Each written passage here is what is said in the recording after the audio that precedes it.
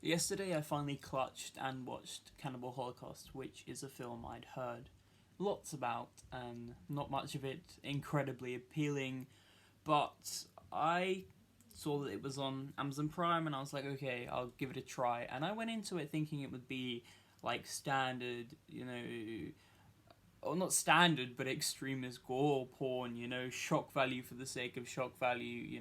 It's treated as the most controversial film ever made by certain people, but I just thought it would be one of those films where it's just unnecessarily disturbing for no real reason. But I was blown away. It is now, after watching that, definitely within one of my top 10 films of all time. Like, the extremities of the gore in the film were not understated. It is one of the most goriest films and one of the most disturbing films I've ever seen, but not just for the sake of being such. The story is beautiful. It is great. I thought it would be some campy shock horror, but it's not.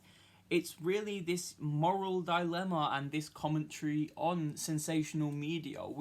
The film basically follows a group of four explorers going on an exhibition to the Green Inferno, which is in the Amazon rainforest, to film a documentary on the cannibal tribes over there. And they end up never coming back, so they send a military rescue team to recover the camera footage, and the camera footage is brought back. And it turns out that while capturing this footage, so as to get more movie-like scenes, they were causing conflict and they were terrorizing these tribes, and they were, slight spoilers, there's a scene where they purposefully set fire to a village, or where they begin, they incite violence against the tribes to get these shots, so it's not like it was the documentary was meant to be, and you get to see sort of how they are attempting to build this biased view and how they are really making a movie instead of covering how media is. And because yes, it is fictional, but there are cases of such in real life that we cannot deny. This is something that definitely does and did happen, and significantly at that time, given the concept of it being a foreign type of people. And another big thing that it questions, that I find as the largest justification for the gore and the absolute just extreme amount of disturbing content, is the big question raised of who is the real savage? Is it these primitive tribes, or is it the visiting white men?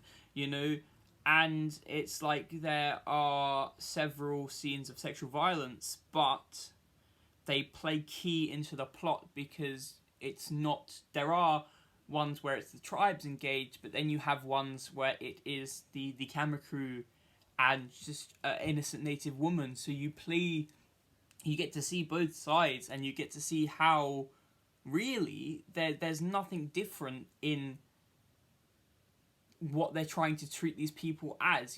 They are being evil to these people. They are savage.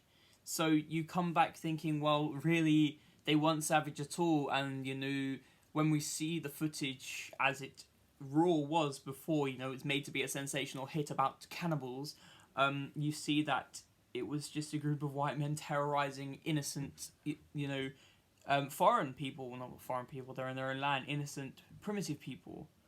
But then we get to play the fact that it's not just a movie. Well, yes, it is a movie, but this was a whole era in history that defined the treatment of all non-European people for hundreds of years.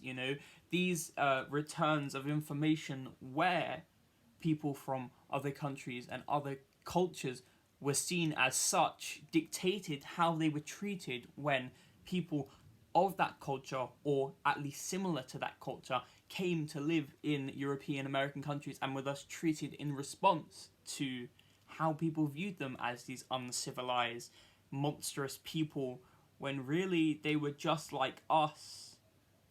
Or, if they were in any way negative, it was due to an insinuation and an inciting on our behalf, which we can be blind to, and I think this film plays into opening the eyes of how we're blind to and what makes us blind to, with the whole you see bits of the film where it's the raw footage and bits where it is the edited footage. Like, if you get to watch, because the film was banned several times and sort of omitted and edited, you might not be able to see the edition with this specific sequence, but I know the Amazon version does. The Last Road to Hell, there's a commentary in that scene where it's like, none of this actually happened. There was no approaching army. Alan just paid a few people to act, and it's like, what you've just seen is absolutely terrifying and makes these people out to be savages and monsters and murderous lunatics, but it was all movie magic. And I don't know, it's definitely a film I recommend if you can stomach the gore. And there's a lot of the gore, but remember, I was under the impression it was gore for gore's sake, but it really isn't, and it is a great film. But it's definitely not for everyone. It is a hard watch. It is a tough watch, but I will give it a 9 out of 10.